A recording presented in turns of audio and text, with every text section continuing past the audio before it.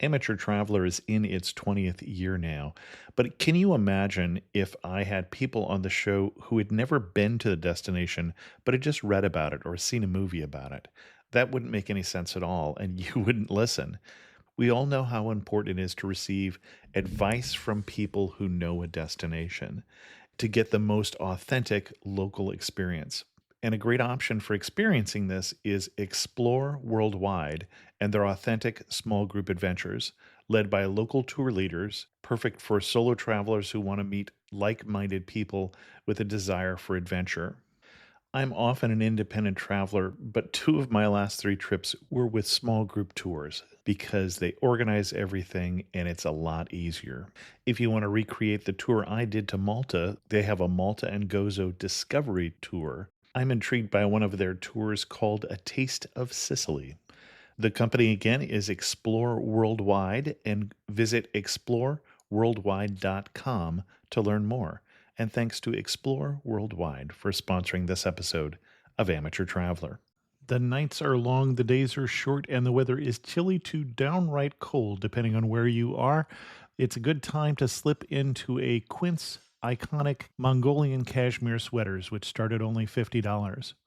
You can treat yourself to everyday luxury at an affordable price with Quince. If you really want to dive into luxury, you can check out their leather handbags, washable silk shirts, and European linen sheet sets.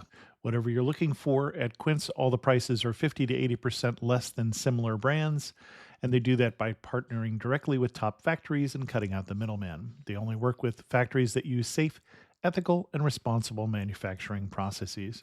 And of course, they use premium fabrics and finishes for that luxury feel in every piece. But you've already heard me rave about my Quince travel pants. Treat yourself this winter without the luxury price tag. Go to quince.com/traveler for 365-day returns plus free shipping on your order. That's QUINCE.com/traveler to get free shipping and 365-day returns. Quince.com/traveler. And thanks to Quince for sponsoring this episode of Amateur Traveler. I got my bags packed, I'm on a roll. I'm heading out there and I'm ready to go. I'm looking real good in my passport photo. Oh, no. Amateur Traveler, episode 749.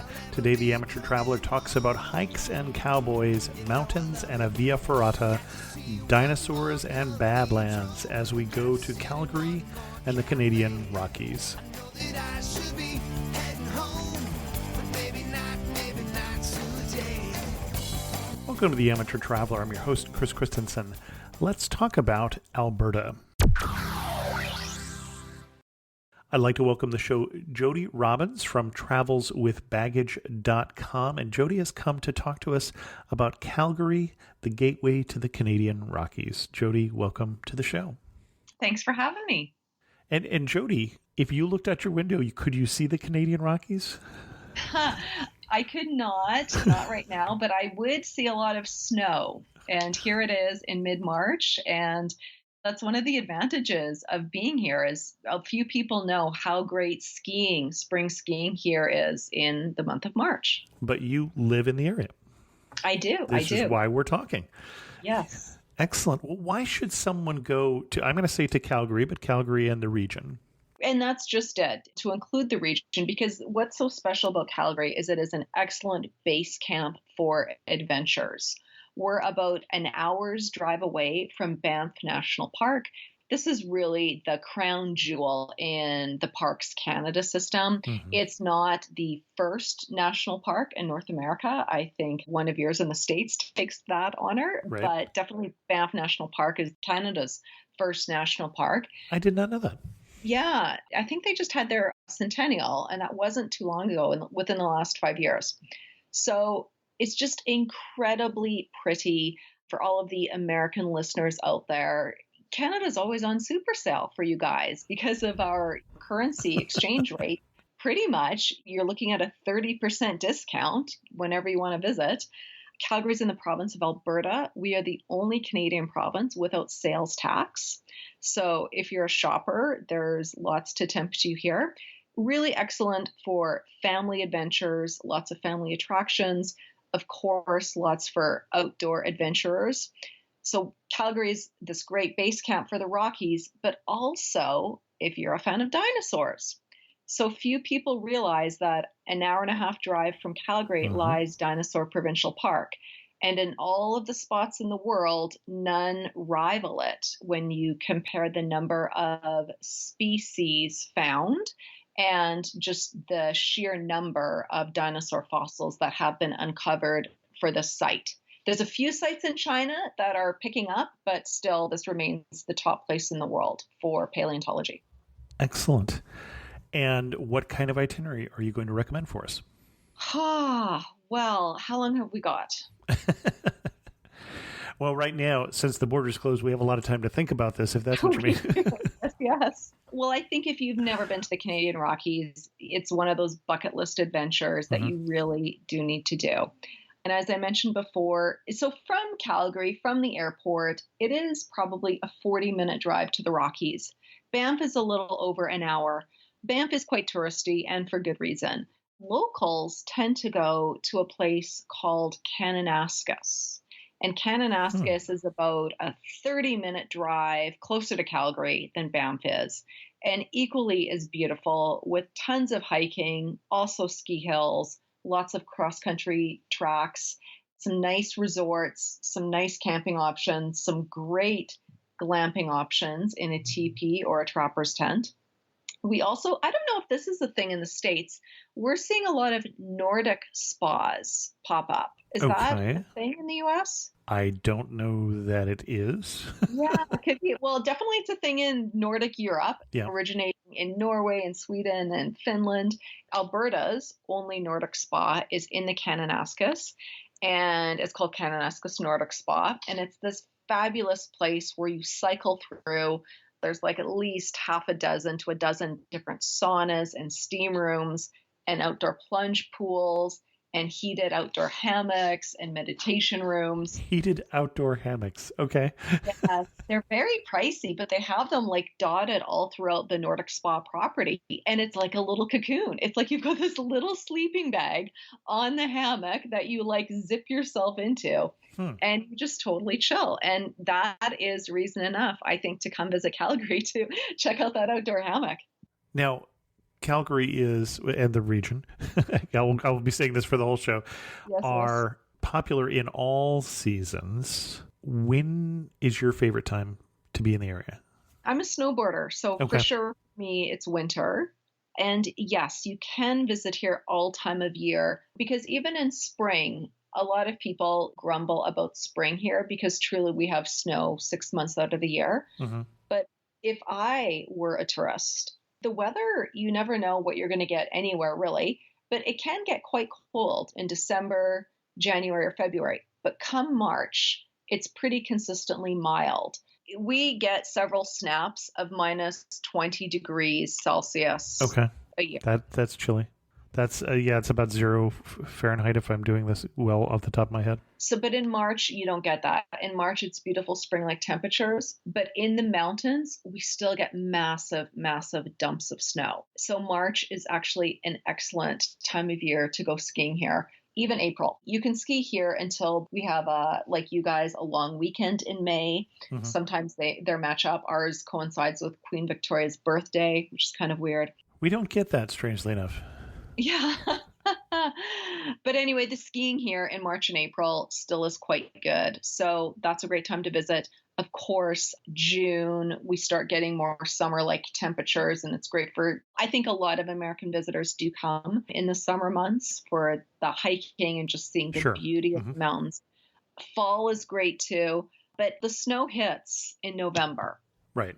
Winter and spring are great times to visit. Summer here, I'd recommend June until the end of September are ideal if you want that summertime feeling and hiking and lakes. And then November, we start to get the snow. Okay. So you headed us to Kananaskis, and we're Mhm. heading there to snowboard, or we're heading there. What are we going to do while we're in that area?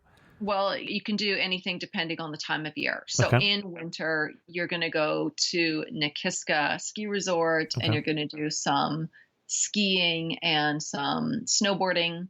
You're going to stay at Pomeroy Kananaskis Mountain Lodge, which is part of the Marriott Autograph Collection. The Okay. Kananaskis is really a village, if you can call Hmm. it that.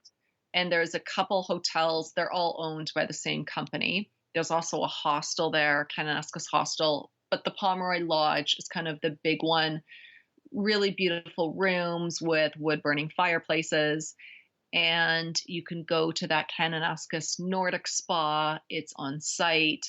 And they have tons of activities for families and children, either together as a family or in a kids club. And Kananaskis Outfitters is a great tour operator that operates throughout there. They've got wonderful, like, moonlight snowshoeing tours, fat biking tours. Okay. They've got some really unique outdoor adventures you can do. And they really do range for people who are quite accustomed to doing things in the outdoors or for newbies. Personally, I don't go fat biking much or know about snowshoeing or where to go. So it is good, especially out here in the Rockies, to go with a guide. We have real wildlife here. Hmm. There's cougars, there's thousands of bears. You really do need to keep your wits about you. If you're hiking, even in winter, you should be packing bear spray. So it is good, if you don't know the area, to go with a guide. Wild ice skating is something that's really picked up in popularity. Okay. And that's skating on these natural, Ponds. pristine lakes. Hmm. And then the wind comes up and it blows all the snow off. And you can see ice bubbles that have formed underneath the ice. But that is definitely something you want to go with a guide or a local, because the ice needs to be a certain Right. thickness. Hmm. It's a dangerous activity, right? That isn't monitored, because you truly are out in the wild. And I think that's what makes Alberta pretty special and unique compared to perhaps skiing someplace like maybe a Colorado, or even in Eastern Canada in Quebec. They've got some lovely ski resorts, but they're more, I don't know if sanitized is the right word, but here it really is wild. Hmm. There is more risk, and with more risk comes more of a sense of adventure. Now, if I was to come back in June, you would take me on. Probably the snowshoeing is not as good in June. So what would I be doing then? I hope not. Yeah. Hiking. A lot of people love mountain biking. I don't. The older I get, the more jarring I find it. But Do you have a particular hike that you would recommend in the area? yeah, I mean, the Kananaskis has a lot of lovely hikes. Ribbon Creek is an epic hike. Okay. That's a good one.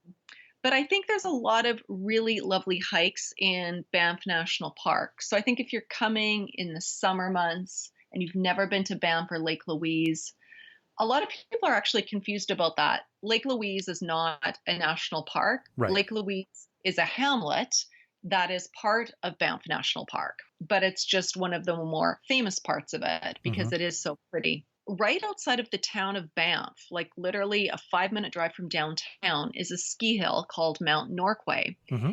And in summer, Mount Norquay has a Via Ferrata. Oh, really? Yeah, and Via Ferrata translated means iron road. Hmm. The Italians developed this in the Alps, and it's just a series of like metal rungs that I don't know how they've done it, but they've like jolted it into the rock face. And so it's like you're getting all the adrenaline and excitement of true mountaineering, but you're not absorbing all the risk because you're completely harnessed in and you've got carabiners and all these ropes. But you can like scale the side of a mountain at Mount Norquay and no experience is necessary. And I think that is a great thing for tourists to do, or even just to hike around Mount Norquay. Hmm. An interesting thing many people don't realize is ski resort development is actually quite good for wildlife. Grizzlies, in particular, love our Alberta ski resorts. And in fact, at Lake Louise Ski Resort, they have coined it gondola grizzly bear tours. And you get on the gondola or the chairlift and you go up, up, up over, and you just see if you can spot bears. And every time I've done it, I have spotted several grizzly bears. Now, I can't picture a gondola at Lake Louise. It's been a few years since I've been there. Where is that? At Lake Louise Ski Resort, Okay. they have actually a gondola or a chairlift. Got it. Okay. So you're doing it then in the summertime, like you Mhm. can at Mount Norquay or at Sulphur Mountain or whatever. Okay, got it. Exactly. Yeah. So it's just you take the chairlift or the gondola, your choice, or whatever's open, depending on wind and that sort of thing. And Hmm. then you just sort of look down and you see the bears grazing with Hmm. their offspring. And it's really a very special, safe, unique thing to do. Hmm. Interesting. Any other? You started to say that good hikes in the park. Got a favorite or two? Yes. Banff National Park, good hikes. I mean, this is the tricky thing because there are just so many of them. Like, literally, you can hike in the town of Banff. There's trails all around Tunnel Mountain. Tunnel Mountain is in town, the Banff Center, which is a center for the arts. Hmm. A lot of people pre COVID went there for conferences. I've been there for a conference. Oh, perfect. Best boondoggle ever. Oh, very good. Well, this is good. If you're an artistic person, you can stay there, and it's a very affordable place to stay and create. Even once COVID is finished, hopefully it picks back up again. But whether you're staying at the Fairmont Banff Springs Hmm. or a chain hotel somewhere, it doesn't really matter. You can still go to the Banff Center, take a look at their calendar, and see some amazing performances by artists from around the world, whether they're dancers or musicians. It's really quite amazing. So you can definitely go hiking and catch a cultural performance in Tunnel Mountain. Mountain biking is quite popular. And with COVID, Parks Canada has closed down some of the secondary highways. Oh, interesting. I mean, truthfully, they're not really highways. Hmm. They're roads with one lane in either direction. But they've closed it down for vehicles and they are having just bicycles go through. Hmm. So there's one called the 1A highway. And it's maybe a 10, 20-minute drive outside of Banff National Park. You park outside the gate, you get your bike. There's many places in Banff where you can rent bicycles. It's just a lovely place to go road biking. And my neighbor does it all the time. And every time she goes, she has seen a bear, often moose, always deer and elk. And it's just a really unique experience. And again, this is road biking. You don't have to be that skilled or experienced in order to do it. One of the more popular hikes in the area that's pretty much loved to death is the Johnson Canyon hike. Right. Yeah. Which gets a little crowded. And I wouldn't even call that a hike. I would It's call a that walk. more Yeah. tourist attraction. Right. Because Yeah. Parks Canada has done such a good job. It's a paved walkway Right. with railing. Hmm. And certainly you can do it in the summer. And it's a very easy walk. People do it with strollers. Right. People in their 80s and 90s do it with walkers. The only times I do it are either in the pitch dark of night or in winter. Because of the crowds. Yes, but also because you get a better experience at Okay. night. Because if you are, and I did this with, I think it was with White Mountain Adventures, or it might have been a tour company called Banff Adventures. They both operate these tours. And at night in the summer, it's gorgeous. And I don't believe Banff National Park is not part of a dark sky preserve, Hmm. but Jasper National Park certainly is. Right. Anyway, the skies still get plenty dark in Banff, let me tell you. And when you go at night with your headlamps or you're just lit by the light of the moon and the guide's pointing at all these constellations, and it's mostly a paved trail, it just takes it to a whole other level. And it's just very, very interesting. Even in winter, we like doing it in winter. The trail is a mess in winter. You really need to be wearing those traction cleats on your boots, Okay. which every tour company provides for you. And the frozen waterfalls is such a trippy experience to see that. So the frozen waterfalls are great. I would say an iconic hike, and I should have mentioned this before, Lonely Planet called this the #1 hike in all of Canada, and it is Sunshine Meadows. And you can find it at Banff Sunshine Village Ski Resort. So you go to the ski resort, you park in the parking lot, and you have to take the gondola up for about 10, 15 minutes to the ski village. Okay. And this is in summer. And once you're at the ski village, you could keep hiking up, but they have a chairlift there. So you take the chairlift and it takes you to the top of the Continental Divide. So that's kind of cool because Hmm. on one side, the water flows to the east, on the other, the water flows to the west of Canada. And then you hike around Sunshine Meadows. It's a pretty easy hike, but it is so incredibly pretty and just very lovely and very, very accessible no matter your hiking level, and so close to the town site of Banff. So if you're staying in Banff or Calgary, 100% I would recommend doing the Sunshine Meadows hike. Excellent. Now, you also mentioned the Fairmont Banff Springs Hotel, which I have not, I may have been in, but I have not stayed there. But just in case people don't know, this is one of the historic hotels, as is Lake Louise, that was built by Canadian Pacific, I want to say. The Yes. railroad basically built tourism in Western Canada by building the railroad and then plopping down these world-class hotels. And that's really one of the reasons we know Banff is the PR that came from that early tourism from Canadian Pacific Railroad. So it was definitely one of those beautiful classic old hotels. You are 100% correct in everything you're saying. Yeah, there wouldn't be tourism without the hotels. They built the hotels for the railways to give people a destination Mhm. to encourage tourism. And yeah, it's definitely a gorgeous hotel. You'll want to stay in there. They just did a renovation right before COVID. I think it was, they just finished it in early 2020. And it is now the largest Willow Stream spa in all of the world. Okay. Yeah. So I didn't know that was a thing, but okay. yeah. Well, the Willow Stream Spa is the Fairmont's iconic spas. Not Okay. every spa at Got it. Fairmont gets to be a Willow Stream. I think they may only have a dozen of them. I could be wrong. But anyway, yeah, so it's the largest one now. And they have these huge, massive Kerr pools. So modeled after the lovely pools that you get in Hungary, especially in Budapest. Mhm. They've got thousands of minerals Sure. in them.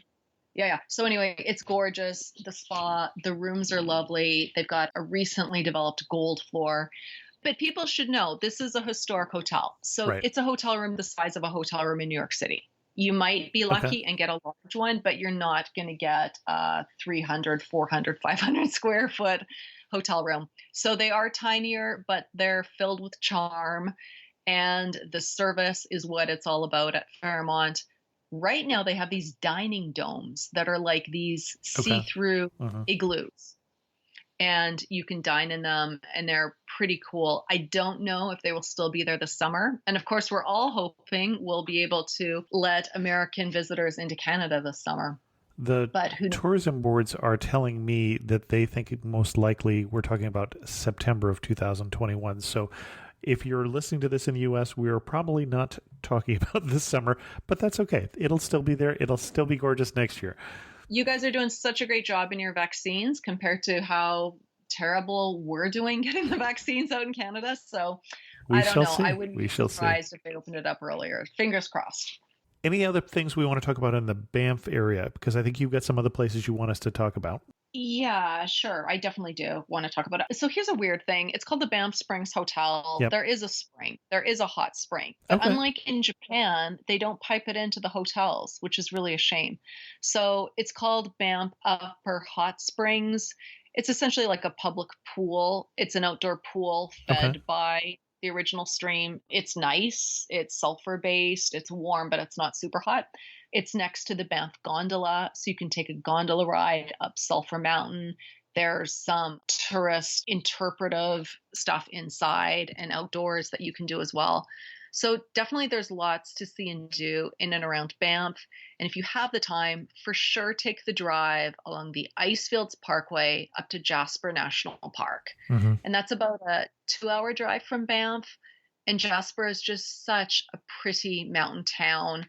And I find their outdoorsy, touristy stuff more accessible than Banff. A lot less crowds, too, usually. Yeah, I've spent a summer there, and in summer it is pretty packed. Okay. But I think it's got a slower vibe to it. And what's interesting is like their accommodation is different. They have so many cabins and lodges where you have your own external door. So, especially if people in a post COVID world are worried about coming into contact with others, you can very safely be within your own travel bubble in your own little cabin or your own hotel room where there isn't a lobby or an elevator where you're going to be running into people. So Jasper has a lot of that different kind of accommodation on tap. Well, and if you are going to do that, I still love, it's touristy, but I still love the Columbia Icefields tour, taking a bus out of the Athabascan Glacier. In part, I love it because I've been there 3 times, and it took 3 times until I was there when it was open. It usually closes in October, at least last time I was up that way, and I would always get there like 2 weeks later. So that is on hold now. Sure. I don't know if you know, there was an accident, not just because of COVID, there was an accident. I did not know that. Yeah, so an accident happened this last summer. And so who knows if that will be reopened, if it will ever be reopened, when it will be reopened. But currently nobody is going out onto the glacier. Interesting. What else are you going to recommend for our time in... We haven't talked about Calgary, actually. No, okay. We pitched people that we were going to talk about Calgary and the region, and the one place we haven't talked about is Calgary. So Calgary, if you have a family, Calgary is a great city. We have a zoo. We have one of Canada's best zoos. I'd say if you're a zoo person, you're comparing it, it would probably be ranked number 2 in Canada. We had pandas up until we couldn't get bamboo to feed them because of COVID. So unfortunately, the pandas had to go back to China. But we have a lovely zoo with, of course, a focus on conservation. And we have an amusement park called Callaway Park. It's not as big or grandiose as a Disneyland or Universal Studios, but it is still quite easy to while away an entire day there with your kid. Calgary is a city based on pioneers and the West, and how did we integrate with the Indigenous peoples here. And you can learn a lot about that history. We have a historical village called Heritage Park. It's quite interesting. Lots of hands-on. I love Heritage Park. Yeah. Okay, great. Calgary's probably most famous, best known for the Calgary Stampede. And this is one of the world's largest outdoor rodeos. It's not the largest rodeo in the world. I think that takes place in Vegas. But as far as outdoor rodeo goes, it's certainly, if it is not the biggest, it is the most famous. It's been going for over 100 years. It takes place over a 10-day period, starting the first Friday in July, unless, of course, that Friday is Canada Day or Independence Day, and then it alters slightly. But Stampede really is the city ride celebration. It's like our Mardi Gras. Everything goes off for 10 days. It's hard for people to work. There's all of these parties. People are out at Stampede Park, either watching the rodeo, going to the exhibition fairgrounds. And it's not just cowboy stuff. It's really a celebration of arts and culture and food and community. So much is going on during that time. So that's really a unique experience. There are pancake breakfasts all over the city, free pancakes every day of the week. Hundreds of thousands of pancakes are being flipped. Calgary also has quite a good arts scene. So if you are a ballet lover, the artistic director of the Alberta Ballet is really innovative. And I think they are a company that is doing so much more than many companies are in North America. And he's setting ballets to modern music, such as Joni Mitchell, Elton John, Katie Lang. Like, his ballets should be in Vegas. And I'm surprised that they're not. It's kind of like how Cirque du Soleil really transformed the circus arts. And the Alberta Ballet really is phenomenal. Really a good restaurant scene. Calgary is kind of like Texas in that we're famous for like our, or maybe like so many places in the States like Kansas and Oklahoma, but for our beef.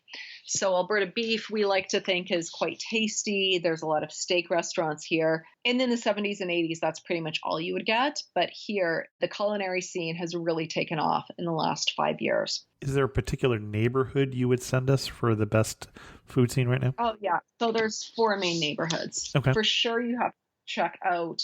The trendy entertainment district neighborhood is 17th Avenue. You can walk from Stampede Park down 17th Avenue. Another one is called Inglewood. It's kind of neat because it's like where the confluence of Calgary's 2 rivers meet.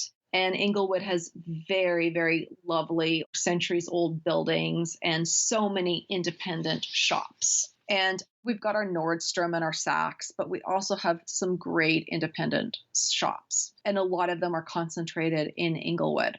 So I'd go to 17th Avenue, Inglewood. Kensington is another funky area, as is Marda Loop. They're all like fashion high streets with cool cafes and stuff like that. So Got those it. are definitely 4 areas you would have to check out in Calgary. Okay. Excellent. And if we're there in the wintertime, we can walk around downtown and not go outdoors. Oh, that's right. We have the +15 system. And I think these are set 15 meters, or is it 15 feet? I think it's 15 meters. Okay. This is the problem because we were all going to convert to the metric system. No, sorry, it's 15 feet. 15 feet. Okay. Well, the Americans in the 80s pulled out and decided they weren't then going to do the metric system, and Canada waffled. And so we followed you. And now it's terrible because we do half and half. So we're half imperial, half metric in Canada. So yes, all of the downtown buildings are connected by these like skyways. It's like the sidewalk is transported up 15 feet, and it's this enclosed walkway between the buildings. And when I used to work downtown, it was crazy. It's just like this maze, and you can completely walk indoors for 15 blocks at a time and never step foot outside. It's beautiful, including interior parks and things like that as well. That's true. We have these gardens called Devonian Gardens, and they're a pretty lush, substantial botanical garden inside one of these office towers. Not that anyone is in an office tower right now. We're a resource-based economy based on oil, and Calgary, with the price of oil, we've certainly come across some hard times recently. So downtown is not as thriving as it once was. And also COVID has really compounded that. So it'll be interesting to see once we can like shake the dust off of this and life gets back to normal, how downtown will rebound. Anything else you want to talk about Calgary? Because you still owe me some dinosaurs. Yes, I know. I definitely want to get to the dinosaurs. No, I think that's probably good for Calgary. Okay. Yeah, because I think what's special about Calgary is there are definitely enough attractions to keep you in Calgary for a couple of days. And it is a great city. But what makes it so special are these super unique things less than an hour and a half drive from Calgary. One is the Rockies, and the other is the dinosaurs. Excellent. And the dinosaurs, where are we going to find the dinosaurs? Well, okay, so if you recall, the movie Jurassic Park, that paleontologist, the older guy, he's based on an Alberta paleontologist, Philip J. Currie. And he has made a lot of wonderful discoveries. And a very famous dinosaur museum is called the Royal Tyrrell Museum in the town of Drumheller, which is about an hour and a half drive from Calgary. Definitely worth visiting. When Brad and Angelina were married and were here filming, I think it was the something of Jesse James. Anyway, Angelina took her kids out in a van there. So if it's good enough for Angelina, it's good enough for... It was good enough for my kids as well. We did the trip there. So when you're in Drumheller, you're really in more the Badlands. So you're moving away from the Rockies into very different kind of terrain. Yes, that is just it. So this is what's so unique about Alberta as a province. So we've got the cities, Calgary, and the capital, Edmonton. These are cities of 1 million plus, and many people don't realize that. So we've got 2 cities with populations easily over 1 million each. You've got the Rockies. You've got the prairies. So all this prairie land, people growing canola and flax and wheat. And then you have the Canadian Badlands. So the Canadian Badlands stretch out for, I don't know how many square kilometers, but it is a massive, significant portion of Alberta to the southeast and a little bit to the north of Calgary. And they're called Badlands because when the French voyageurs were making their way across Canada, and everyone's like, oh, yeah, it's flat prairie, don't worry about it. And then they would come in to these lands with these great depressions in them. And they literally translated it was bad land. They were very frustrated. And we call them coulees, but it's just a depression, a valley that goes down to the river. But they're made out of sandstone. So these sandstone cliffs really do get eroded. And they develop a thing that we call hoodoos. And the hoodoos are like these Flintstone-esque rock formations. So if you remember the cartoon, The Flintstones, and all the crazy rocks that they had there, some of them look like mushrooms. That's what it's like being in the Canadian Badlands. It's very otherworldly. It's like being on another planet.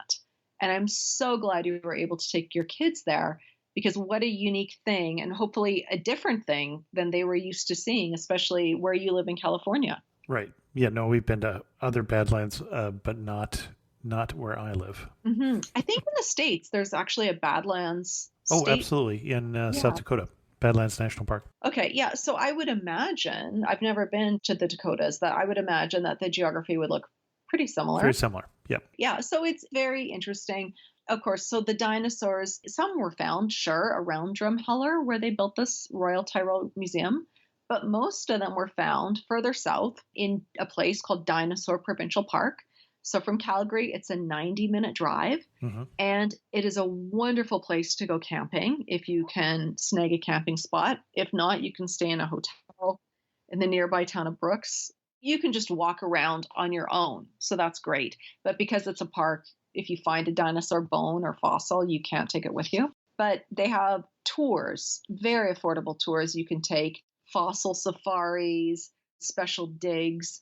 You're with legit actual paleontologists when you do that. And you learn things like they still wrap up the bones that they have kind of like mummies. In the plaster casts. Yeah, it's interesting how in a way they're still using like shovels and picks, and it hasn't actually progressed that much technology wise in a century. I mean, how they examine them certainly has. Well, and we should also underline that Dinosaur Provincial Park is a UNESCO World Heritage Site, as it should be. Yes, there's several World Heritage Sites in Alberta.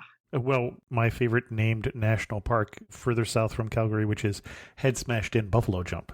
I knew you were going to say that, yeah. My husband's actually working on a project with Head Smashed In Buffalo Jump right now. And yes, so the indigenous peoples, when they were hunting bison, would corral them and they would like lead them to these areas. And the buffalo would run, and they would reach their demise by jumping off these cliffs. They obviously didn't know what was about to happen to them. And then they had their meat for the winter. And of course, they used every bit of the skin and bones and all of that. Well, the other two that we've already mentioned, but we didn't underline them, were Banff and Jasper, are both also UNESCO World Heritage Sites. There are more, but the rest of them are further away. It is quite fascinating. And what's interesting about the land with the Canadian Badlands, it's not just dinosaurs, where they have uncovered, I think, the most variety of species and the most number of fossils ever collected. They still hold these world records. But also the indigenous people. So one of the lands quite near Dinosaur Provincial Park, it's imprinted with 500 teepee rings. These are sacred spaces for the indigenous peoples. And I think one positive sign that we're seeing is a lot more indigenous programming that's happening so we can learn their stories, and more importantly, learn their stories through their lens. And that's something definitely, if you come to Alberta, you'll want to seek out. There's wellness medicine tours that you can take in the Kananaskis, where you can go foraging for indigenous plants. That's one really lovely thing that I think tourism can do, is you can shine a spotlight on a place, but instead of taking, we take the images, we take the beauty.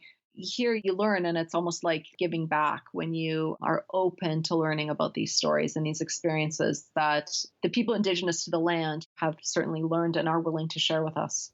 Excellent. Anything else we want to cover in itinerary? I think we're kind of at our... That's going to be a full week already.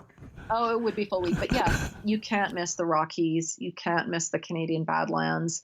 And to get to those places, you're going to go through the prairie and you're going to go through the cities. So the one thing I will mention is we have a huge cowboy tradition here in Alberta. Sure. So just south of Calgary, I don't know, Chris, if you've been on it, it's called the Cowboy Trail. I have not. Okay. It's a highway. It doesn't take you very long. You can do it in a day. But it takes you through some communities by the name of Longview and Black Diamond and Turner Valley. And you can actually drive all the way down the Cowboy Trail to Waterton Lakes National Park, which sits on the border, Mm-hmm. borders Montana, and it's Waterton Lakes National Park is actually an international peace park with Glacier National Park in Montana. So we definitely get a lot of visitors from there. But anyway, from Calgary, you can get to Waterton along this cowboy trail. And it's pretty neat if you're into cowboy culture. You will legit see men with handlebar mustaches and chaps walking around town. Like that really does happen in real life. I don't know if any of your listeners watch the TV program called Heartland, but I think it's the longest running Canadian drama, and it is about a family who lives on a ranch.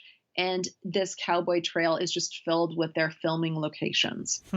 So, yeah, a lot of movies like Brokeback Mountain, that Brad Pitt one, The Legend of Jesse James, A River Runs Through It.